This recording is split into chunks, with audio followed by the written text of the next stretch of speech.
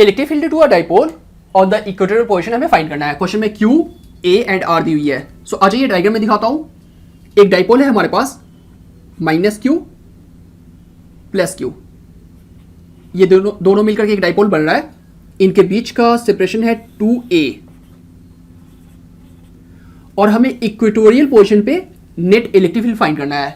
Equatorial position होता है perpendicular bisector पे। सो इसका एक परपेंडिकुलर बाइसेक्टर ले लीजिए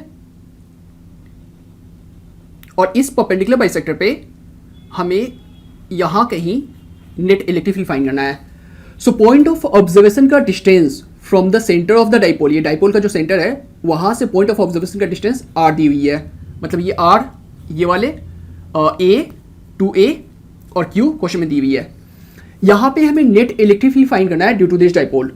तो उसके लिए हम लोग फाइंड करेंगे यहां पे electric field due to this positive charge and then यहीं पे हम फाइंड करेंगे electric field due to this negative charge and दोनों का हम रिजल्टेंट फाइंड कर देंगे।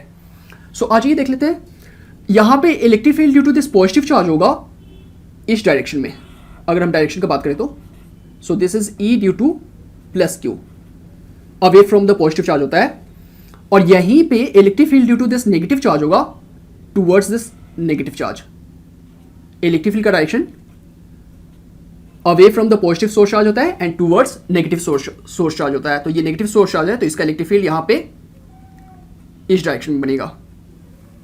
नाउ इन दोनों का हमें रिजल्टेंट फाइंड करना है, राइट। सो पहले इसका मैग्नीट्यूड देखते हैं। E due to plus Q, इस चार्ज की वजह से यहां पे इलेक्ट्रिक फील्ड कितना होगा उसका मैग्नीट्यूड देखते हैं। E due to plus Q का मैग्नीट्यूड होगा KQ बाई डिस्टेंस का स्क्वायर। और ये जो डिस्टेंस है पॉइंट ऑफ ऑब्जर्वेशन का distance from the source charge वो चेक कर लेते हैं। क्योंकि ये पूरा डिस्टेंस 2a है तो ये बनेगा a, तो ये डिस्टेंस बनेगा √r² plus a²। So point of observation का distance from the source charge ये है। और क्योंकि फॉर्मूला है KQ बाई डिस्टेंस का स्क्वायर मतलब KQ by √r² plus a² और यहाँ फॉर्मूला में स्क्वायर होता है KQ बाई डिस्टेंस का स्क्वायर। सो ये बना। नाउ इलेक्ट्रिक फील्ड यहाँ पे due to this negative charge का मैग्नीट्यूड उतना ही होगा जितना कि ये आया है। रीजन क्योंकि सोर्स चार्ज का मैग्नीट्यूड सेम है दोनों का और दोनों का डिस्टेंस भी सेम है तो इलेक्ट्रिक फील्ड का मैग्नीट्यूड भी सेम आएगा। So this is also equal to E due to -Q। Now इन दोनों का नेट इलेक्ट्रिक फील्ड फाइंड करना है हमें, इन दोनों का रिजल्टेंट फाइंड करना है। तो हमारे पास दो मेथड है, या तो हम कंपोनेंट मेथड यूज करें या तो फिर हम √a² plus b² plus 2ab cos theta resultant वाले फॉर्मूला लगाएं। बट हम रिजल्टेंट वाले फॉर्मूला नहीं लगाएंगे, वो थोड़ा लेंदी हो जाएगा, तो हम कंपोनेंट मेथड प्रेफर करेंगे। तो आज ये देखते हैं इसको, थोड़ा इसको और कंप्लीट कर लेते हैं।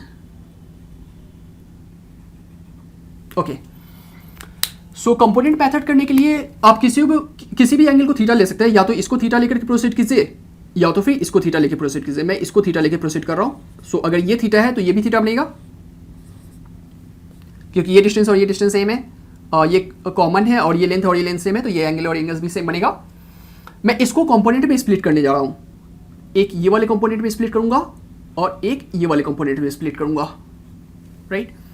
सो अगर ये थीटा है तो ये एंगल भी थीटा बनेगा, है ना। ध्यान से देखिए, ये अगर थीटा है तो इसको भी थीटा बनना पड़ेगा, सेम एंगल बनेगा। तो ये कंपोनेंट होगा E प्लस Q का cos थीटा। जो थीटा एंगल फॉर्म करता है वो cos कंपोनेंट होता है। तो ये E ऑफ प्लस Q है तो ये E ऑफ प्लस Q का cos कंपोनेंट होगा और ये E ऑफ प्लस Q का साइन कंपोनेंट होगा। E ऑफ प्लस Q गया क्योंकि इस वेक्टर को हमने दो वेक्टर्स में स्प्लिट कर दिया कंपोनेंट्स में। नाउ ये थीटा है तो इसको भी थीटा होना पड़ेगा, ये थीटा है तो इसको भी थीटा होना पड़ेगा, ये थीटा है तो इसको भी थीटा होना पड़ेगा, तो ये थीटा है तो इसको भी थीटा होना पड़ेगा। और ये अगर E ऑफ माइनस Q है, इस बार हम इसको कंपोनेंट्स में स्प्लिट कर रहे हैं, तो ये अगर E ऑफ माइनस Q है तो ये वाले कंपोनेंट बनेगा E ऑफ माइनस Q का cos थीटा, क्योंकि जो एंगल थीटा फॉर्म करता है वो cos कंपोनेंट होता है। और यहां पे बनेगा ये कंपोनेंट बनेगा E ऑफ माइनस Q का साइन थीटा। ये वेक्टर गया क्योंकि इसको हमने दो कंपोनेंट्स में स्प्लिट कर दिया।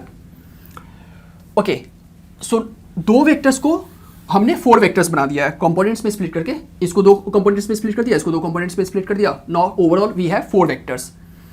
बट इस वेक्टर का मैग्नीट्यूड और इस वेक्टर का मैग्नीट्यूड सेम है, साइन थीटा और ई ऑफ प्लस क्यू का मैग्नीट्यूड और ई ऑफ माइनस क्यू का मैग्नीट्यूड सेम है।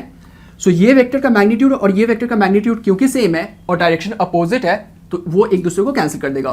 तो ये vector will be cancelled by this vector. So overall अब हमारे पास फिर से दो वेक्टर्स हैं, दोनों सेम डायरेक्शन में है तो हम उसको सिंपल एडिशन कर सकते हैं। दोनों वेक्टर्स, दोनों कंपोनेंट सेम डायरेक्शन में है तो रिजल्टेंट फाइंड करने के लिए हम उसको सिंपल एडिशन कर सकते हैं। तो ये बन जाएगा E net equal to E of plus Q का cos theta plus E of minus Q का कॉस थीटा। क्योंकि ई ऑफ प्लस क्यू और ई ऑफ माइनस क्यू का मैग्नीट्यूड सेम है तो इसको हम ऐसे भी लिख सकते हैं 2 times of E of plus Q का कॉस थीटा। और वैल्यू पुट कर दीजिए ये वाला, तो ये बन जाएगा E 2 into this K Q by R square plus A square, right.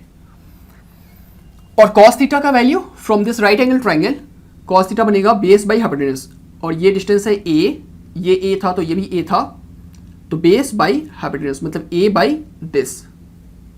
तो ये कॉस थीटा का वैल्यू बन जाएगा a by root under r square plus A square. Now Q into 2a को मैं p लिख सकता हूं तो ये बन जाएगा k p बाई, और इसको हम लिख सकते हैं ऐसा R square plus A square to the power of 3/2, क्योंकि इस पे पावर 1 है और इस पे पावर हाफ है। इसको अगर रूट को हटा के लिखे तो इस पे पावर हाफ है और बेस सेम है तो पावर्स ऐड होते हैं तो 1 प्लस हाफ 3/2 बन जाएगा। सो this is the net electric field on the equatorial position. Equatorial position. लेकिन अगर हम इसको वेक्टर फॉर्म में लिखने की कोशिश करें तो वो भी देख लेते हैं। यहां पे जो नेट इलेक्ट्रिक फील्ड आ रहा है ड्यू टू दिस डाइपोल वो लेफ्ट साइड आ रहा है ना। यहां पे जो नेट इलेक्ट्रिक फील्ड आ रहा है due to this two charges due to this dipole वो लेफ्ट साइड आ रहा है, जबकि डाइपोल मूवमेंट का डायरेक्शन क्योंकि minus Q to plus Q होता है तो डाइपोल मूवमेंट का डायरेक्शन राइट साइड है, minus Q to plus Q. Dipole movement का डायरेक्शन राइट साइड है और net electric field left side है, they are in opposite direction. तो अगर इसे हम वेक्टर फॉर्म में लिखे तो इसे हमें ऐसे लिखना पड़ेगा, वेक्टर फॉर्म में लिखे तो इसे हमें ऐसे लिखना पड़ेगा,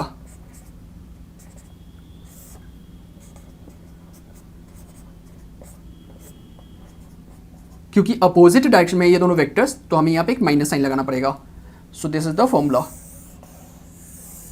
ये माइनस साइन से ये पता चल रहा है कि नेट इलेक्ट्रिक फील्ड का डायरेक्शन जो भी होगा वो डाइपोल मूवमेंट के डायरेक्शन के अपोजिट होगा, और क्योंकि डाइपोल मूवमेंट का डायरेक्शन उस तरफ है तो नेट इलेक्ट्रिक फील्ड का डायरेक्शन अपोजिट होगा due to this minus sign. Now electric field due to a very short dipole. Short dipole again फिर से वही पॉइंट ऑफ ऑब्जर्वेशन का डिस्टेंस बहुत ज्यादा है देन टू ए, मतलब r is very much greater than two a, या फिर हम उल्टा ऐसा कह सकते हैं कि a is very much small than r. और क्योंकि ए बहुत छोटा है आर के कंपैरिजन में तो ये गायब हो जाएगा, तो ये बन जाएगा E equatorial equal to minus K P by A very small compare to R, तो ये गायब हो जाएगा, तो ये बन जाएगा आर स्क्वायर पे पावर 3/2, आर स्क्वायर पे पावर 3/2, तो ये बन जाएगा R cube. So this is the electric field due to a dipole, due to a very short dipole on the equatorial position, and ये जनरल फॉर्मूला है।